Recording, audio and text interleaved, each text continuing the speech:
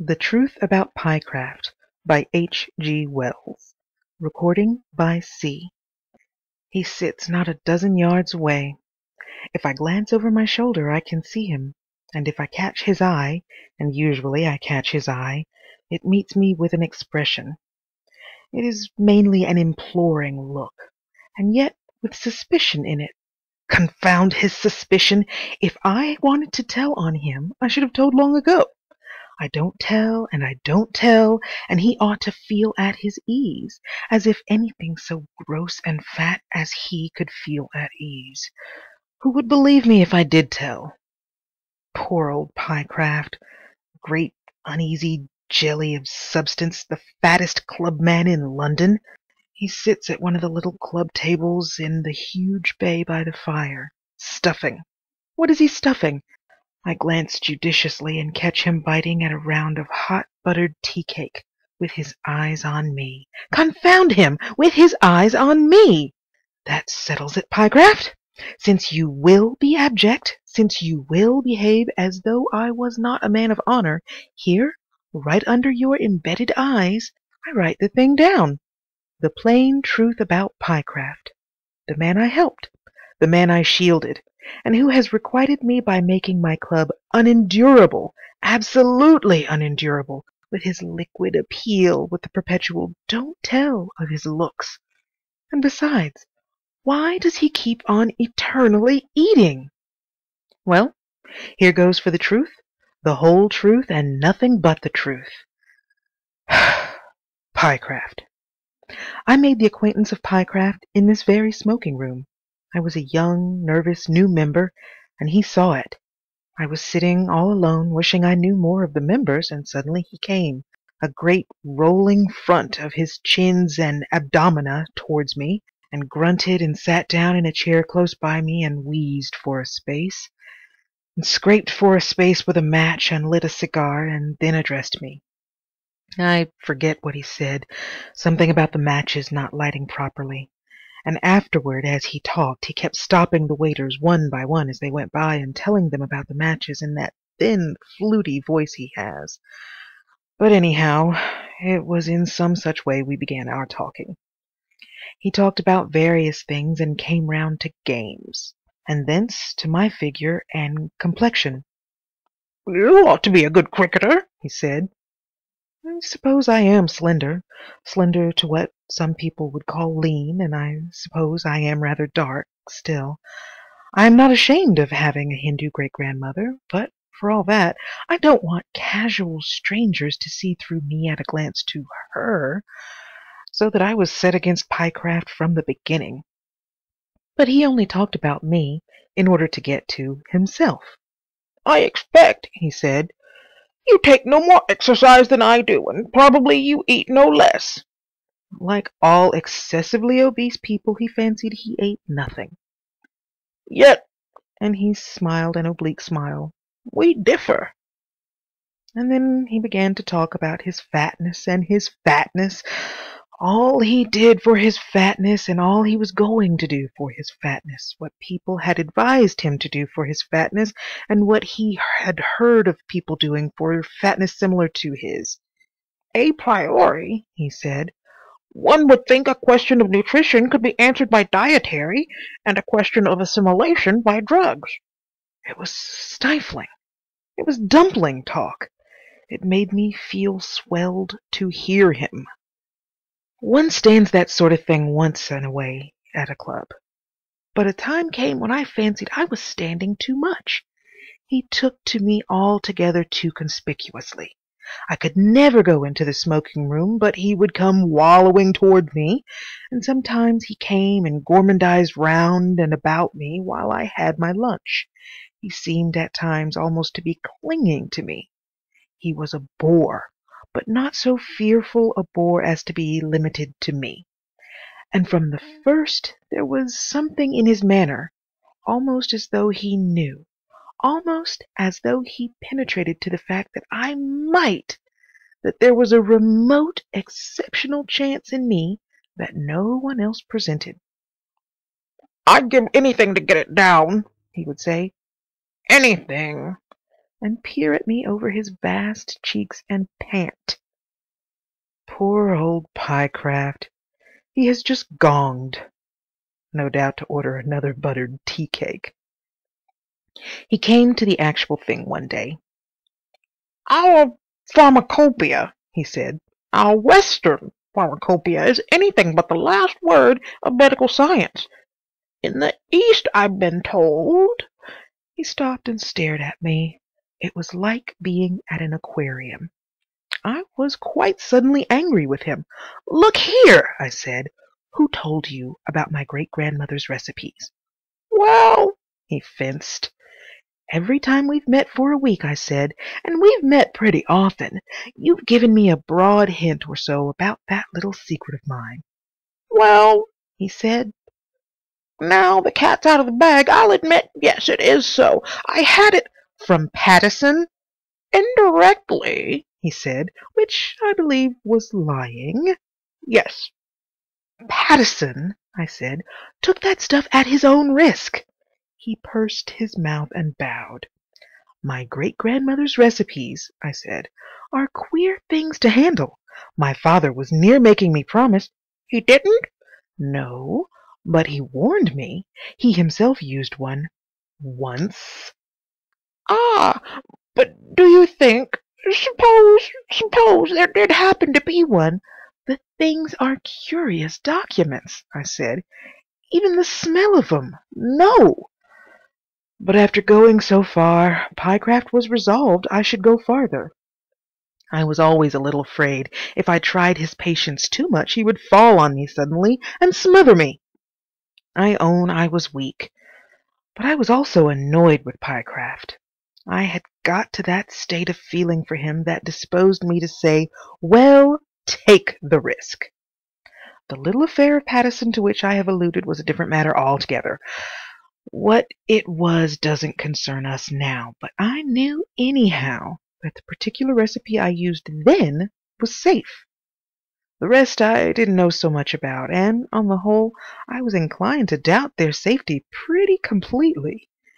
Yet even if Pyecraft got poisoned, I must confess the poisoning of Pyecraft struck me as an immense undertaking. That evening I took that queer, odd-scented sandalwood box out of my safe and turned the rustling skins over. The gentleman who wrote the recipes for my great-grandmother evidently had a weakness for skins of a miscellaneous origin, and his handwriting was cramped to the last degree. Some of the things are quite unreadable to me, though my family with its Indian civil service associations has kept up a knowledge of Hindustani from generation to generation, and none are absolutely plain sailing. But I found the one that I knew was there soon enough, and sat on the floor by my safe for some time looking at it. "Look here," said I to Pyecraft the next day, and snatched the slip away from his eager grasp. "So far as I can make it out, this is a recipe for loss of weight." "Ah," said Pyecraft, "I'm not absolutely sure, but I think it's that. And if you take my advice, you'll leave it alone, because, you know, I blacken my blood in your interest, Pyecraft. My ancestors on that side were, so far as I can gather, a jolly queer lot. See?" "Let me try it," said Pyecraft. I leant back in my chair. My imagination made one mighty effort and fell flat within me. "What in heaven's name, Pyecraft," I asked, "do you think you'll look like when you get thin?" He was impervious to reason.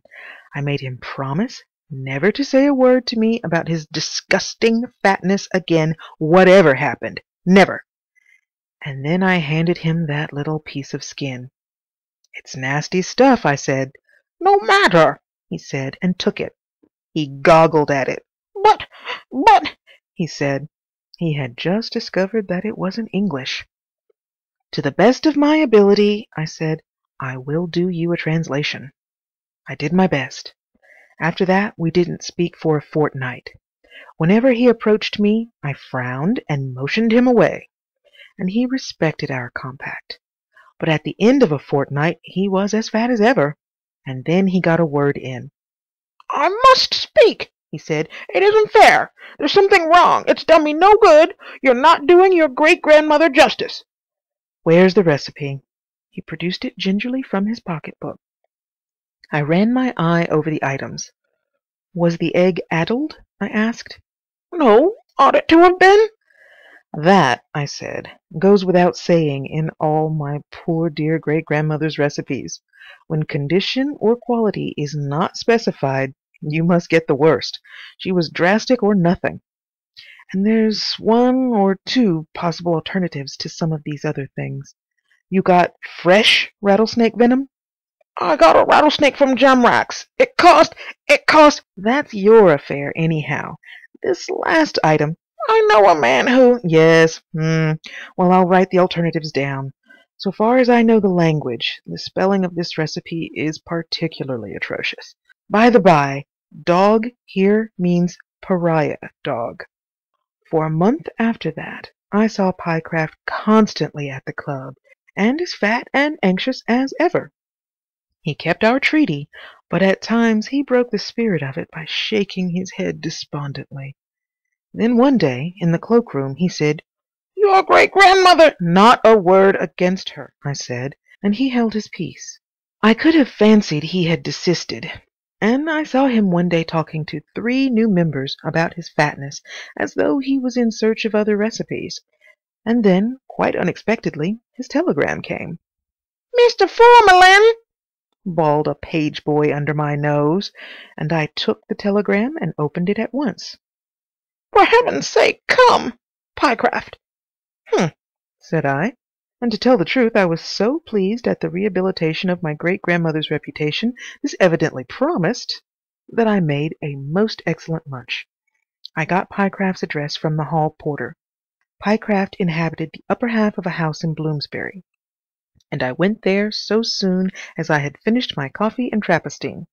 I did not wait to finish my cigar. "Mr. Pyecraft," said I at the front door. They believed he was ill. He hadn't been out for 2 days. "He expects me," said I, and they sent me up. I rang the bell at the lattice door upon the landing. He shouldn't have tried it anyhow, I said to myself. A man who eats like a pig ought to look like a pig.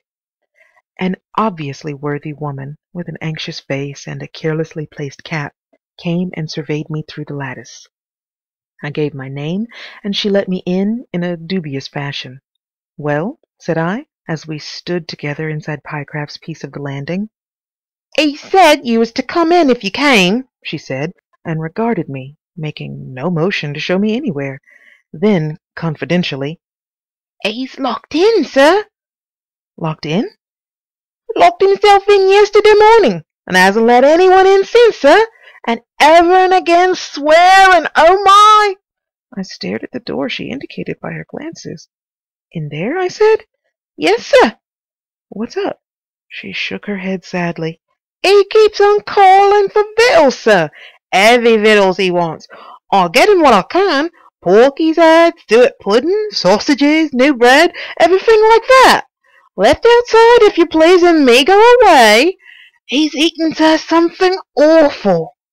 There came a piping bawl from inside the door. "That Formalin!" "That you, Pyecraft?" I shouted, and went and banged the door. "Tell her to go away." I did. Then I could hear a curious pattering upon the door, almost like someone feeling for the handle in the dark, and Pyecraft's familiar grunts. "It's all right," I said. "She's gone." But for a long time the door didn't open. I heard the key turn. Then Pyecraft's voice said, "Come in." I turned the handle and opened the door. Naturally, I expected to see Pyecraft. Well, he wasn't there. I never had such a shock in my life. There in his sitting room, in a state of untidy disorder, plates and dishes among the books and writing things, and several chairs overturned, but Pyecraft— "It's all right, old man. Shut the door," he said, and then I discovered him. There he was, right up close to the cornice in the corner by the door, as though someone had glued him to the ceiling. His face was anxious and angry. He panted and gesticulated.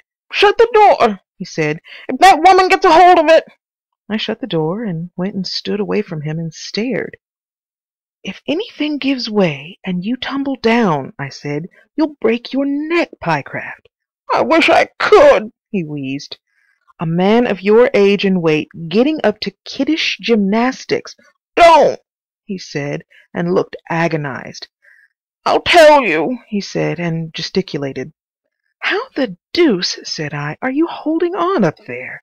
And then, abruptly, I realized that he was not holding on at all, that he was floating up there, just as a gas-filled bladder might have floated in the same position.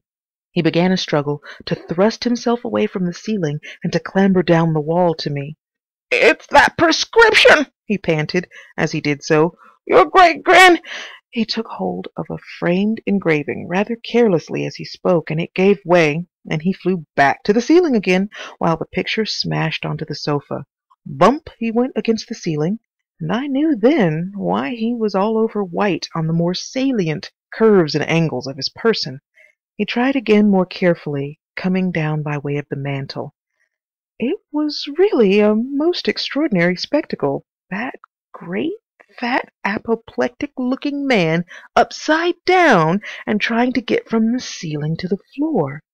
"That prescription," he said. "Too successful." How? "Loss of weight almost complete." And then, of course, I understood. "By Jove, Pyecraft," said I, "what you wanted was a cure for fatness, but you always called it weight. You would call it weight." Somehow I was extremely delighted. I quite liked Pyecraft for the time. "Let me help you," I said, and took his hand and pulled him down. He kicked about, trying to get a foothold somewhere. It was very like holding a flag on a windy day. "That table," he said, pointing, "is solid mahogany and very heavy. If you can put me under that—" I did, and there he wallowed about like a captive balloon, while I stood on his hearthrug and talked to him. I lit a cigar. "Tell me," I said, "what happened?" "I took it," he said. "How did it taste?" "Oh, beastly." I should fancy they all did. Whether one regards the ingredients or the probable compound or the possible results, almost all of my great-grandmother's remedies appeared to me at least to be extraordinarily uninviting. For my own part— "I took a little sip first." "Yes?" "And as I felt lighter and better after an hour, I decided to take the draught." "My dear Pyecraft!" "I held my nose," he explained, "and then I kept on getting lighter and lighter and helpless, you know." He gave way to a sudden burst of passion. "What the goodness am I going to do?" he said. "Well, there's one thing pretty evident," I said, "that you mustn't do. If you go out of doors, you'll go up and up." I waved an arm around. "They'd have to send Santos Dumont after you to bring you down again." "I suppose it will wear off?" I shook my head. "I don't think you can count on that," I said. And then there was another burst of passion, and he kicked out at adjacent chairs and banged the floor. He behaved just as I should have expected a great, fat, self-indulgent man to behave under trying circumstances. That is to say, very badly. He spoke of me and my great-grandmother with an utter want of discretion. "I never asked you to take the stuff," I said. And generously disregarding the insults he was putting upon me, I sat down in his armchair and began to talk to him in a sober, friendly fashion. I pointed out to him that this was a trouble he had brought upon himself, and that it had almost an air of poetical justice. He had eaten too much. This he disputed, and for a time we argued the point. He became noisy and violent, so I desisted from this aspect of his lesson. "And then," said I, "you committed the sin of euphemism. You called it not fat, which is just and inglorious, but weight. He interrupted to say he recognized all that. What was he to do? I suggested he should adapt himself to his new conditions. So we came to the really sensible part of the business. I suggested that it would not be difficult for him to learn to walk about on the ceiling with his hands. "I can't sleep," he said. But that was no great difficulty. It was quite possible, I pointed out, to make a shake-up under a wire mattress, fasten the underthings on with tapes, and have a blanket, sheet, and coverlet to button at the side. He would have to confide in his housekeeper, I said, and after some squabbling he agreed to that. Afterwards it was quite delightful to see the beautifully matter-of-fact way with which the good lady took all these amazing inversions. He could have a library ladder in his room, and all his meals could be laid at the top of his bookcase. We also hit on an ingenious device by which he could get to the floor whenever he wanted, which was simply to put the British Encyclopedia, 10th edition, on the top of his open shelves. He just pulled out a couple of volumes and held on, and down he came. And we agreed there must be iron staples along the skirting, so that he could cling to those whenever he wanted to get about the room on the lower level. As we got on with the thing, I found myself almost keenly interested. It was I who called in the housekeeper and broke matters to her, and it was I, chiefly, who fixed up the inverted bed. In fact, I spent 2 whole days at his flat. I am a handy, interfering sort of man with a screwdriver, and I made all sorts of ingenious adaptations for him. Ran a wire to bring his bells within reach, turned all his electric lights up instead of down, and so on. The whole affair was extremely curious and interesting to me, and it was delightful to think of Pyecraft like some great fat blowfly crawling about on his ceiling and clambering round the lintels of his doors from one room to another, and never, never, never coming to the club any more. Then, my fatal ingenuity got the better of me. I was sitting by his fire, drinking his whiskey, and he was up in his favorite corner by the cornice, tacking a Turkey carpet to the ceiling, when the idea struck me. "By Jove, Pyecraft," I said, "all this is totally unnecessary." And before I could calculate the complete consequences of my notion, I blurted it out. "Lead underclothing," said I, and the mischief was done. Pyecraft received the thing almost in tears. "To be rightways up again," he said. I gave him the whole secret before I saw where it would take me. "Buy sheet lead," I said, "stamp it into discs, sew 'em all over your underclothes until you have enough, have lead-soled boots, carry a bag of solid lead, and the thing is done. Instead of being a prisoner here, you may go abroad again, Pyecraft. You may travel." A still happier idea came to me. "You need never fear a shipwreck. All you need to do is slip off some or all of your clothes, take the necessary amount of luggage in your hand, and float up in the air." In his emotion he dropped the tack hammer within an ace of my head. "By Jove," he said, "I shall be able to come back to the club again." The thing pulled me up short. "By Jove," I said faintly, "yes, of course you will." He did. He does. There he sits behind me now, stuffing, as I live, a 3rd go of buttered tea cake.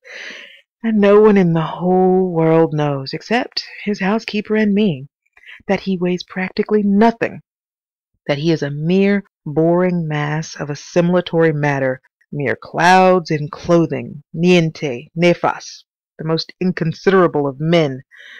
There he sits watching until I have done this writing. Then, if he can, he will waylay me. He will come billowing up to me. He will tell me over again all about it, how it feels, how it doesn't feel, how he sometimes hopes it is passing off a little, and always somewhere in that fat, abundant discourse he will say, "The secret's keeping, eh? If anyone knew of it, I should be so ashamed. Makes a fellow look such a fool, crawling about on a ceiling and all that." And now, to elude Pyecraft, occupying, as he does, an admirable strategic position between me and the door. End of The Truth About Pyecraft. Recording by C.